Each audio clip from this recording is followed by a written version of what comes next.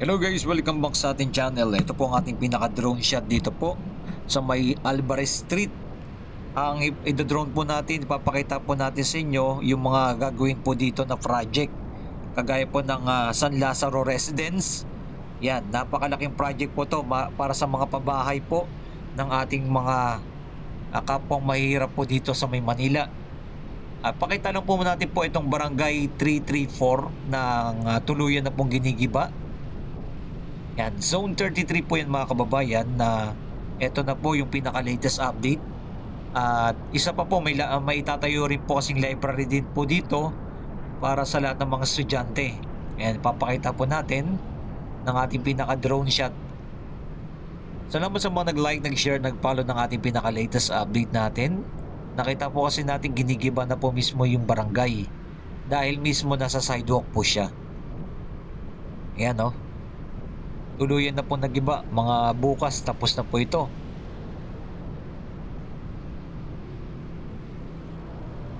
Nakuha na natin ito ng drone shot ng tanghaling tapat. Kaya nakikita nyo mga walang gumagawa. At itong kabilang side, ito po yung building na pinasara po ni Yorme, no, na walang permit. Yan. Isa sa mga project po ni Congressman.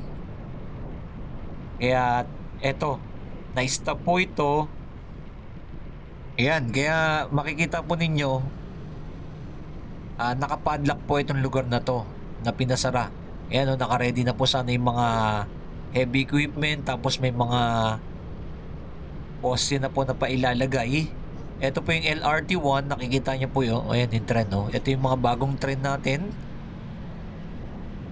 At yung mga nadagdag ng 5 station. Yan. Pinapakita po natin yung kabuang view po dito ng ating drone shot. Pero ang pinaka main po talaga natin dito, itong pabahay po ng gobyerno dito sa Manila na pinagawa ni Yorme Isko Moreno. Ito naman yung katabi naman po dito ng San Lazaro Residence, yung bagong, ayan, ginagawa na po mismo yung library. At makikita mo yung katabi po ng mga library. Ito po yung dating pabahay ng gobyerno, no? Panahon pa po ng Marcos Sr. Yan, katabi po rin yan. Mga luma ng bahay yan, ng housing project. Yan, katabi na po yan. Yan, nakukuha na po natin ng ating drone. Yan po yung mga Bliss project ng pabahay. Pero ipapakita po natin sa inyo yung project naman po ng ating Mayor Isko Moreno. Ito na po siya. Yan. Modern siya at napakaganda dahil yan, building na po yan. Kagaya po ng mga Abida Tower, ng iba't ibang mga residence. Ganyan din po ang project po dito ng pabahay ng gobyerno dito po sa may Manila.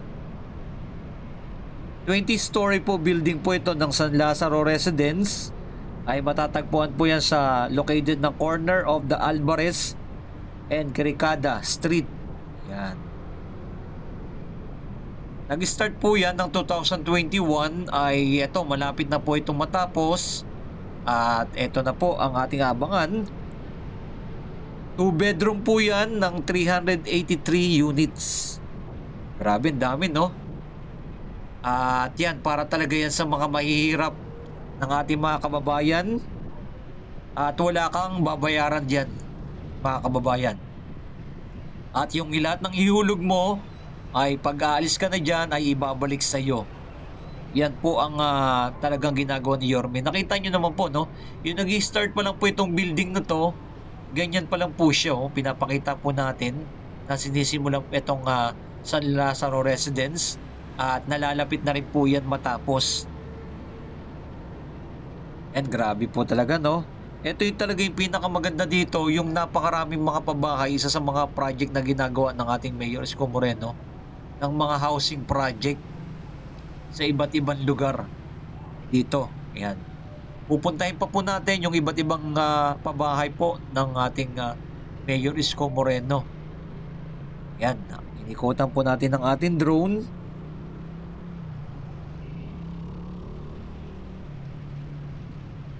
Yan, iba't iba po rin po kasi yan. Merong Pedro Hill Residence. Ito po yung San Lazaro. San Sebastian Residence. Yan. Inikot natin yung ating drone. Nakita nyo yung mga Bliss Project, no? Ay talagang luma na rin yan. Pero ito yung pinaka-modern na napakaganda. At napakaraming ating mga kababayan ng kagaya din siya ng Condominium 1, Condominium 2. Yan ang mga project po dito na ginagawa ni Yorme Isko Moreno. Yan. Like and comment and share ko ano masasabi nyo po dito sa housing project po ng pinagawa ng ating Mayor Isko Moreno, no? Para siyang DMCI Residence Tower. Yan, para siyang ganun po ang setup nila dito. Kasi merong malaking open dyan yung pinaka parang kung gusto nilang mag sightseeing view. Yan, ganyan po ang mangyayari dito. Yan, salamat sa inyo lahat dyan sa ating mga viewers, subscriber na lagi na sumusuporta sa ating channel at makikita po natin, ayan no, may mga gumagawa dyan, nilalapit po natin ang ating drone. Grabe no, sana dumami pa yung mga gantong proyekto na gawin, no? Imbis na gawin nila yung mga barangay hall sa kalsada, kagaya niyan, 19 million, 9 million. Dapat ganito na lang ang pagtuunan ng ating mga congressman, no? Dumami yung mga gantong mga housing project. Sigurado mas maganda pa. Katabi po nito mga kababayan, meron pong bagong library na gagawin po dyan. Yan po yung ating aabangan po dito sa may San Lazaro Residence katabi mismo. Napakalaking project po itong gagawin po ng ating Mayor Isko Moreno para lahat ng mga kabataan na makakapag-aral na. Puro high-tech po ang mga technology na gagamitin. At Apple ang desktop na kanilang gagamitin dyan. Ito po oh. Yan. May mga gumagawa po yan. Nilapit po natin ang ating drone. Grabe no. Hirap ng ginagawa nila dyan. Nagkakabit po sila ng salamin.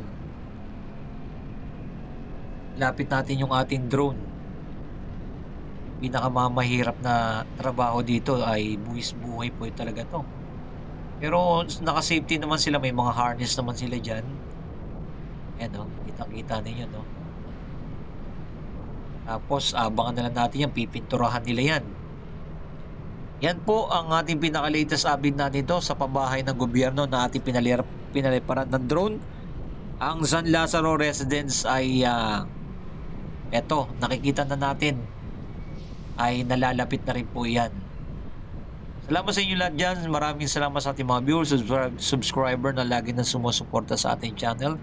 Keep safe palagi and God bless.